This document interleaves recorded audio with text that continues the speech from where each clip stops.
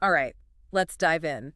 Imagine for a second that you, yes, you listening right now, are actually an incredibly sophisticated organic chemist. Sounds surprising, maybe? Yeah, but it's actually true. I mean, as you're listening, your eyes are using an organic compound, retinal, to process light. Turning it into nerve impulses. Exactly. And the energy that lets you just sit there or maybe, reach for your coffee, that's your muscles doing chemical reactions on sugars. And your thoughts themselves. Right. Those are driven by tiny organic molecules, neurotransmitter amines, basically messengers in your brain jumping between cells. And all of this is happening constantly without you giving it a single conscious thought. It's really quite remarkable. It is. The body is just this amazing chemical factory. Which brings us perfectly to our mission for this deep dive. Hmm. Let's try and unpack and really get a handle on what is organic chemistry, fundamentally. Okay. We're going right back to basics, using Chapter 1 of that classic textbook, Organic Chemistry, the second edition by Clayden, Greeves, and Warren. A foundational tech. Absolutely. And it's great because it weaves together the history, the here and now relevance, and even looks ahead to the future of this science. It's always changing. So the goal isn't just lab coats and beakers. It's more about understanding this molecular world that's basically behind everything. Precisely. It's giving you a shortcut, maybe, to being really informed about the fabric of existence. Yeah. Both around us and, like you said, inside us. And full of surprises, too, apparently. So, definitely. So let's go back to that idea, you, the listener, as an organic chemist. We tend to think of chemistry as, something external in a lab. Mm-hmm. But as the authors point out, your body is constantly performing these incredibly complex organic reactions. Retinal for vision, sugars for energy, those brain chemicals. It's all organic compounds doing their jobs. Like this internal chemical plant running nonstop. Without you even having to clock in. Exactly. And what I find fascinating is how the authors describe organic chemistry itself. They say it literally creates itself as it grows. Creates itself. How so? Well, it started by looking at the molecules of life, natural things. But it didn't stop there. It quickly became about making new molecules, too. Ah, okay. The creative side. Yes. And that creativity has given us, so much. Plastics, dyes for our clothes, Yeah. perfumes, life-saving drugs. It's Yeah. huge. That's a really powerful concept, creation. But you do hear that pushback sometimes, don't you? People saying these man-made things are unnatural, maybe even dangerous. Right. And the authors have this brilliant analogy. They ask, birds build nests, people build houses. Is one unnatural? Good point. For an organic chemist, that distinction doesn't really hold water. A chemical reaction is a chemical reaction, whether it's happening in your brain or in a glass flask. Yeah. The principles are the same. So it challenges that whole natural versus synthetic debate. It really does. Think about William Perkin back in 1856, just 18 years old. He's trying to make quinine, a natural drug for malaria. Right. And he accidentally makes this purple gunk. Mulvein, he called it. It wasn't some, unnatural evil. It was a discovery. And it changed everything for dyes. Totally. It kicked off a whole new industry based on synthetic compounds. Yeah. It just shows the chemistry works the same way, plant source or lab source. Okay, so speaking of sources, the variety of where we get these compounds is pretty amazing, too. Historically, and even now, natural products are a massive source. Absolutely. Things like essential oils, Yeah. menthol, that cooling hit from spearmint, Oh, or cisjasmone, that beautiful sweet smell you get from jasmine flowers. lovely stuff. But it's not just about nice smells, is it? Not at all. Natural products have given us major medical breakthroughs. Quinine from the bark of the cinchona tree in South America, the classic malaria treatment. Right, I've heard of that. And what's really cool is how its complex structure later helped chemists design even better synthetic antimalarials. Nature gives us the starting point, but maybe not the final word. Interesting. But then there was coal, right, in the 19th century. Oh yeah. Coal tar became this incredible chemical treasure chest. It gave us aromatic compounds like benzene and phenol, which Lister used as an antiseptic in surgery, a huge step. Wow. And aniline, which we mentioned with Perkin and his mauve dye, that was the foundation for that whole early dyestuffs industry. Then came oil. Right. In the 20th century, oil became the dominant source for what we call bulk organic compounds. Mm-hmm. Simple stuff, mostly hydrocarbons like methane, natural gas, or propane and butane, the Calor gas type things. And this created two sort of parallel chemical worlds. How so? You have the bulk chemicals industry making paints, plastics, huge volumes, and then fine chemicals, things like drugs, perfumes, flavorings. Made in smaller amounts, but often way more profitable per kilo. Right, okay. That makes sense. The sheer number of these compounds is staggering, though. You mentioned over 16 million known ones. Over 16 million currently known, yes. Yeah. But get this. The theoretical estimate for how many stable organic compounds could exist is something like 10 to the power of 63. 10 with 63 zeros. That's the one. It's such a mind-bendingly huge number. There literally aren't enough carbon atoms in the whole universe to make one molecule of each. That's hard to even grasp. It really puts the potential diversity into perspective. It does. And these compounds exist in every physical form imaginable. Think about sugar, hard, white, crystalline solid from plants. Yep.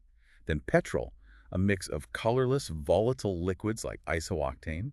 You've got solids, liquids, waxes, plastics, gases, the whole range. And colors, too. You mentioned dyes, but the compounds themselves can be colorful. Absolutely. It's a proper rainbow. We're talking deep reds, vivid blues, bright oranges, even toxic yellow gases. Wow. It just shows how tweaking a molecule structure, even slightly, can completely change how it interacts with light, its properties. Chemists use this to literally color our world. And smells. We seem to identify so many things by smell. Some good, some not so good. Oh, definitely not so good sometimes. Skunk spray, right? That's a mix of thiols, sulfur compounds. Nasty stuff. But there's one smell that's apparently legendary for being awful.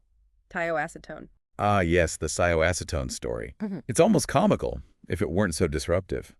Back in 1889, Freiburg, Germany, they tried making it, and the book describes an offensive smell which spread rapidly, causing fainting, vomiting, and a panic evacuation. They had to abandon the work. Completely. Then, believe it or not, someone tried again in 1967 at an Esso research station near Oxford. One single drop, one drop on a watch glass in a fume hood caused nausea complaints 200 yards away. People who'd been near got stared at in restaurants. Waitresses sprayed air freshener around them. It's just uniquely terrible. It defies dilution. Incredible. But smells aren't all bad, thankfully. No, no. Think about truffles. Pigs can smell them very deep underground. Or damascenones, they give roses that beautiful scent. And it's interesting, many pleasant smells actually develop or are best perceived when they're very diluted. And sometimes we add smells on purpose. Like with natural gas. Exactly. They add tiny amounts of terbutyl.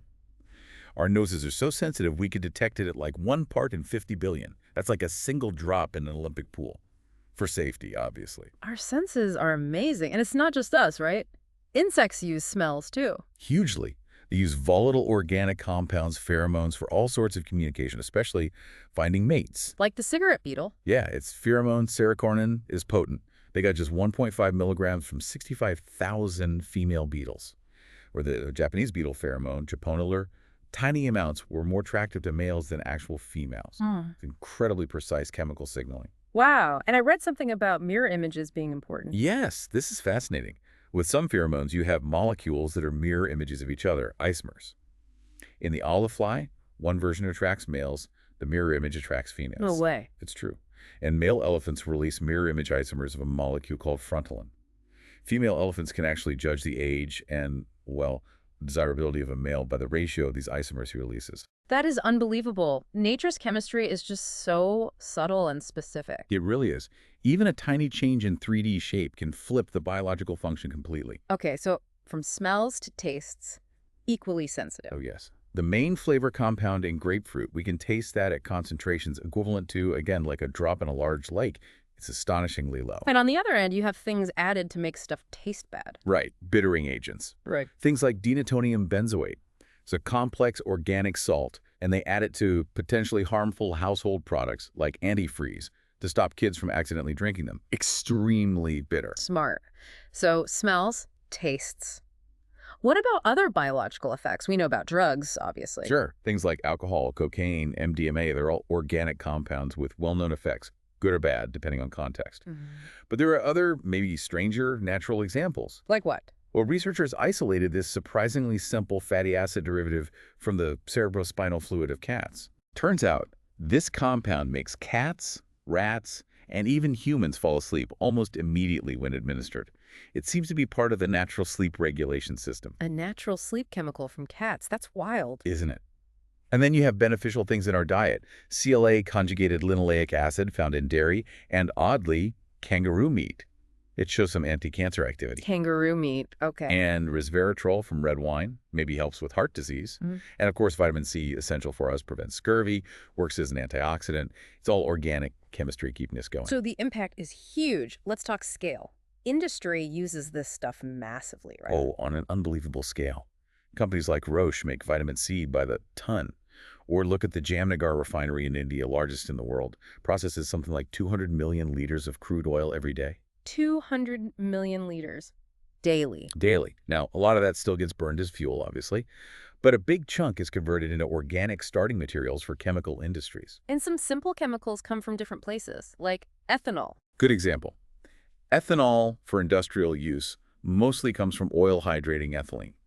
But in places like Brazil, they make huge amounts by fermenting sugarcane, using it as fuel. So plants are involved too? Massively. Mm. The authors call plants extremely powerful organic chemical factories. Using photosynthesis, they turn CO2 into all sorts of complex organic molecules. They're amazing chemists. And a lot of the oil output ends up as plastics. A huge amount. We make about 100 million tons of polymers plastics every year, from small building blocks, monomers, to styrene, acrylates, vinyl chloride. It's in everything. Pretty much. Household goods, car parts, tires. Even super glue is basically just a polymer of methyl cyanoacrylate that forms rapidly. It really is everywhere, even like shower gel. You read the label and it says natural stuff. I'm not, yes, the marketing. But look closer at the ingredients list on many of those. Yeah. You'll see things like sodium lauryl sulfate, that's a detergent. Cocamide DEA makes it foam nicely. Glycerin, a moisturizer. These are all carefully synthesized organic compounds. And ironically, the ultimate source for many of them is often decomposed ancient forests oil. Even dyes like indigo for blue jeans, originally from plants, are now mostly made from petrochemicals. Mind blown. What about fragrances and flavors then? Is that all synthetic too? It's often a mix. In perfumery, you have naturals, which are complex mixtures extracted from plants, and synthetics, which are single, pure compounds made in the lab. Okay. Perfumers blend these. The book gives this amazing description of Paco Rabanne pour homme, trying to capture a summer walk in Provence, using herbaceous oils, woody notes, and synthetic aroma chemicals. The language they use is incredible. It sounds like an art form. It really is. And it's similar with flavorings. Chemists create synthetic versions of smoky bacon or chocolate. Specific compounds like alkyl pyrazines give coffee or roast meat notes. Others create caramel or biscuit flavors. And vanilla. Vanillin, the main vanilla compound, is manufactured on a huge scale. Hmm? Used in vanilla flavoring, obviously, but also in lots of other things. Very versatile molecule. And sweeteners. We have sugar, but also artificial ones. Yeah, beyond natural sucrose, you have things like saccharin found way back in 1879 and aspartame from 1965.